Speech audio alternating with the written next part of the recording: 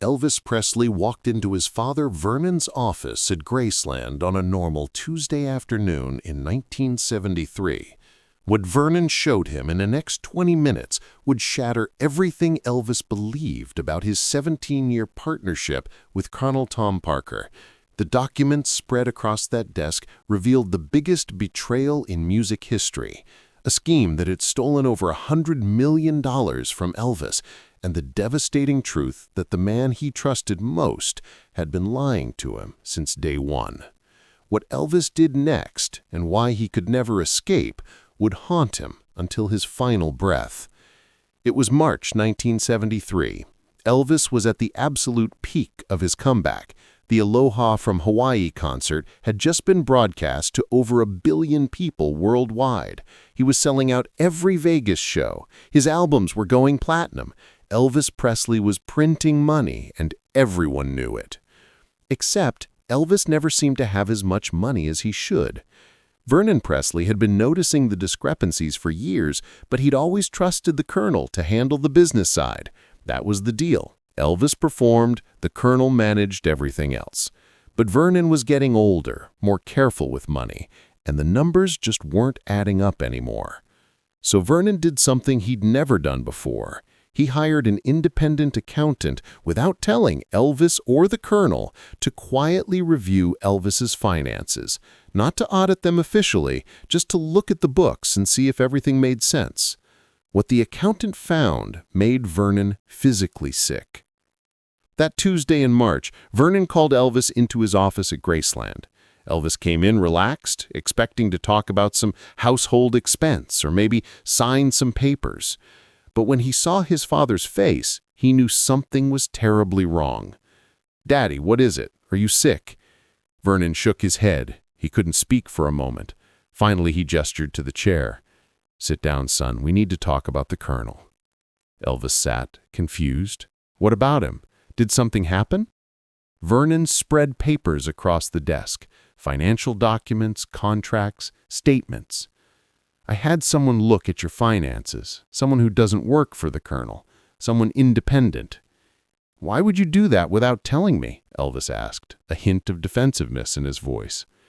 "Because I needed to know the truth, and son, the truth is worse than I ever imagined." Over the next 20 minutes, Vernon walked Elvis through what the accountant had discovered. With each revelation, Elvis's face grew paler, his hands started shaking, and the world he thought he understood began crumbling around him. The Colonel wasn't taking 25% like Elvis believed. He was taking 50%. Half of everything Elvis earned went directly to Colonel Tom Parker. But it was worse than that. The merchandising deals, the ones the Colonel said were for Elvis's benefit, were structured so that companies the Colonel owned or had stake in got the majority of the profit. The movie deals that Elvis hated, the ones where he played the same character in different settings over and over, those were negotiated to maximize the Colonel's take, not to showcase Elvis's actual talent or earning potential. And the touring. The constant, relentless touring that was wearing Elvis down, destroying his health, keeping him away from Lisa Marie.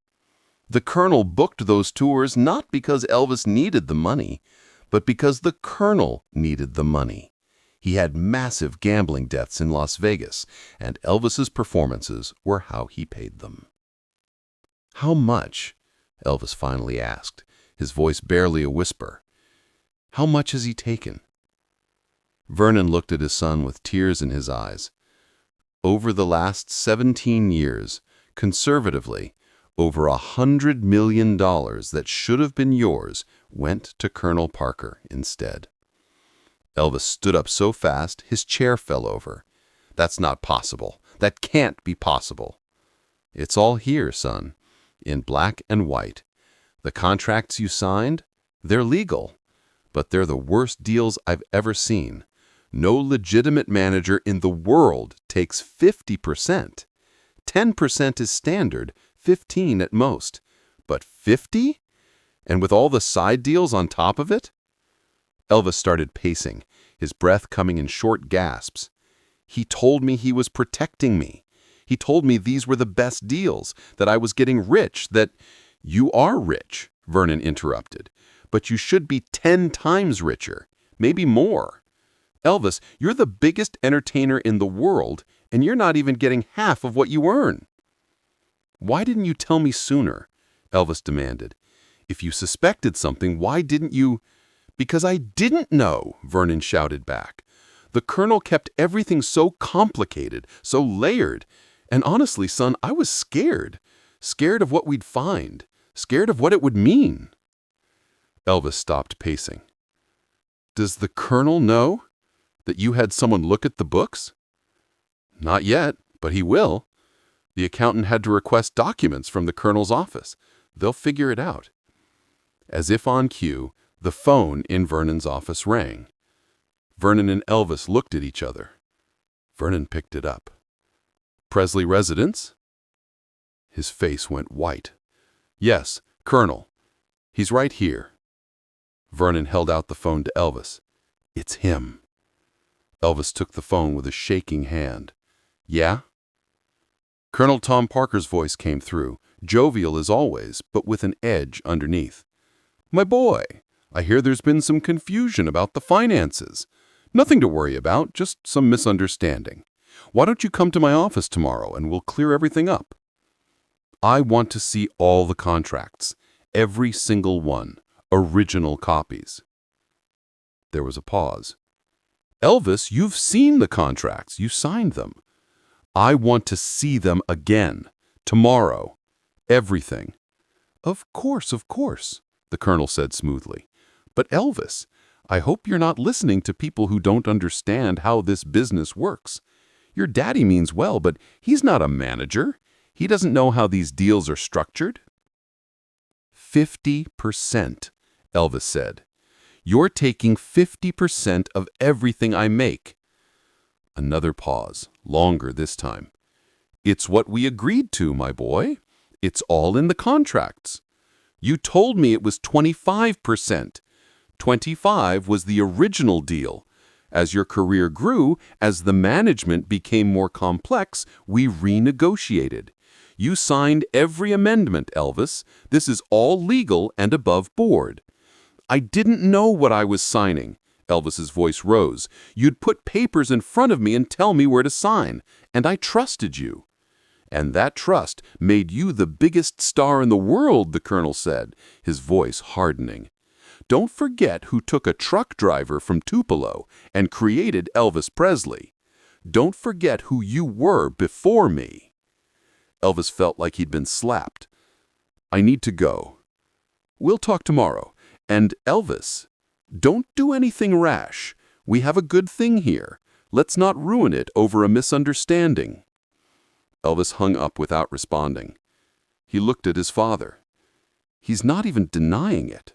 He's just saying it's legal." "It probably is legal," Vernon said. "You signed the contracts. But legal doesn't mean right, and it doesn't mean fair." "What do I do?" Elvis asked, and Vernon was struck by how much his son sounded like a lost child in that moment. "You fire him," Vernon said immediately. "You hire a team of lawyers, you break those contracts or renegotiate them, and you take control of your own career." "And if he sues me?"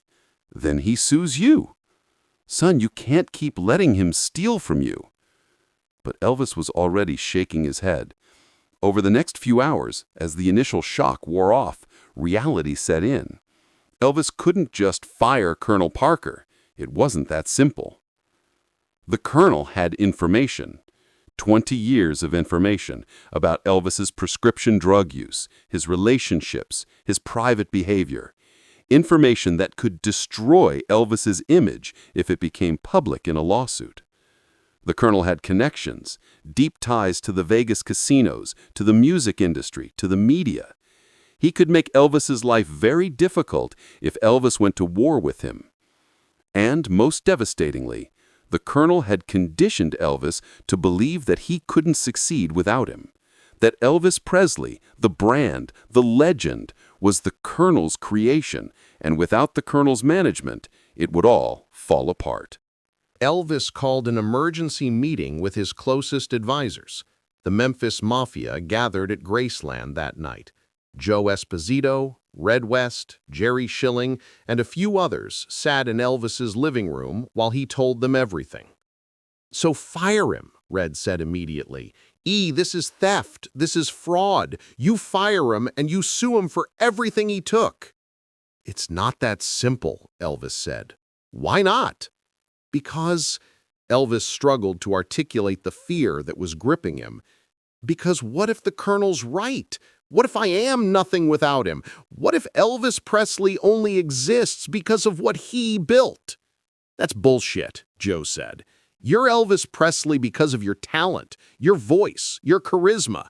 The Colonel didn't give you those things." "But he shaped them," Elvis argued.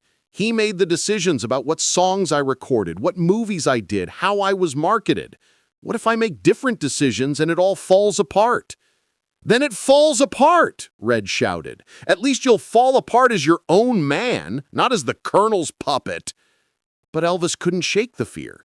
He'd been with the Colonel since 1955, since he was just starting out. The Colonel had been there for every major decision, every career milestone. The thought of navigating the music industry without him was terrifying. Over the next few weeks, Elvis met with lawyers. They confirmed what Vernon's accountant had found. The Colonel was taking approximately 50% of Elvis's earnings, sometimes more. The deals were legal because Elvis had signed them, but they were wildly unfavorable and probably would never have been signed if Elvis had understood what he was agreeing to. "You have grounds to sue for misrepresentation and breach of fiduciary duty," one lawyer told Elvis. "The contracts might be legal, but the way they were obtained could be considered fraudulent." How long would a lawsuit take? Years, and it would be very public. Every detail of your finances, your relationship with Parker, potentially your personal life, it would all come out in court.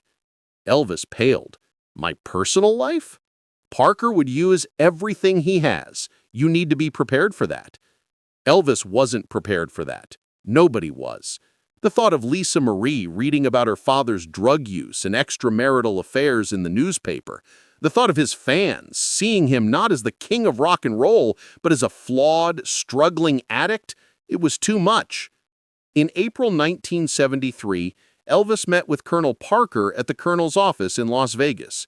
It was the first time they'd seen each other face to face since the financial revelations. The Colonel was his usual larger-than-life self, cigar in hand, smile on face. "My boy, come in, come in. Let's put this unpleasantness behind us." "How could you do it?" Elvis asked. No small talk, no pleasantries. "How could you steal from me for 17 years?" "I didn't steal anything. I managed your career and took my agreed-upon percentage." "You lied about what that percentage was." "I simplified the numbers so you wouldn't be confused by the complexities. You wanted to perform. I let you perform. You wanted to focus on the music. I handled everything else. That was our arrangement." "Our arrangement was supposed to be fair." "Fair," the Colonel laughed. "Elvis, when I found you, you were nobody. You were a kid with a guitar and a dream. I made you into Elvis Presley. I created the brand, the image, the career. So yes, I take 50% because I earned 50%. Elvis felt tears of frustration building. "I'm the one on stage. I'm the one performing. I'm the one destroying my body and my health doing show after show. And I'm the one who books those shows, negotiates the fees, handles the media, manages the brand," the Colonel countered. "You think it's easy being Elvis Presley's manager? You think anyone else could have kept your career going this long?" "Maybe I should find out," Elvis said quietly. The Colonel's demeanor changed instantly. The jovial facade disappeared, replaced by something cold and calculating. "You want to fire me, Elvis? Fine. But understand what that means. I own 50% of your name, your image, your back catalog. You try to leave me, I'll tie you up in legal battles for the rest of your life. I'll release every embarrassing story, every secret I've kept for you, and I'll make sure you never work in this town again. You can't do that." Can't I?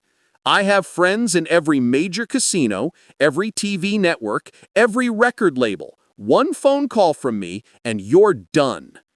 Elvis stared at the man he'd trusted for 17 years and saw him clearly for the first time. Not a mentor or a father figure, but a predator who had found the perfect victim and had been feeding off him for nearly 2 decades. "So what do I do?" Elvis asked. "Just accept this? Let you keep stealing from me?" "It's not stealing if it's in the contract. And yes, you accept it because you don't have another choice, unless you want to destroy everything we've built." Elvis left that meeting knowing he was trapped. He could fight the Colonel and possibly lose everything: his career, his reputation, his relationship with Lisa Marie. Or he could accept the situation and keep being Elvis Presley, even if it meant enriching the man who was robbing him. He chose to stay, not because he wanted to, but because he was too afraid of what would happen if he left. Over the next 4 years, until Elvis died in August 1977, the relationship between Elvis and the Colonel was never the same. The trust was gone. The affection was gone. What remained was a cold business arrangement between a prisoner and his jailer. Elvis knew he was being robbed, and there was nothing he could do about it. That knowledge ate at him, contributing to his depression, his drug use, his deteriorating health. He felt powerless in his own life, controlled by a man who cared more about profit than about Elvis's well-being. When Elvis died in August 1977, Colonel Parker's first call wasn't to express grief or sympathy. It was to his lawyer, making sure he'd still get his percentage of Elvis's posthumous earnings. And he did. For years after Elvis's death, Colonel Parker continued to profit from Elvis's name, image, and legacy. It wasn't until Priscilla took control of Elvis's estate and hired new management that the Colonel's control was finally broken. But by then, Elvis was gone. He'd spent the last years of his life trapped in a business relationship that was killing him, unable to escape because of fear, manipulation, and contracts he'd signed without understanding what he was agreeing to.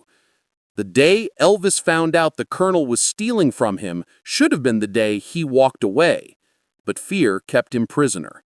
And that fear, that inability to break free from a toxic relationship that was destroying him, was one of the many factors that contributed to Elvis Presley dying at just 47 years old.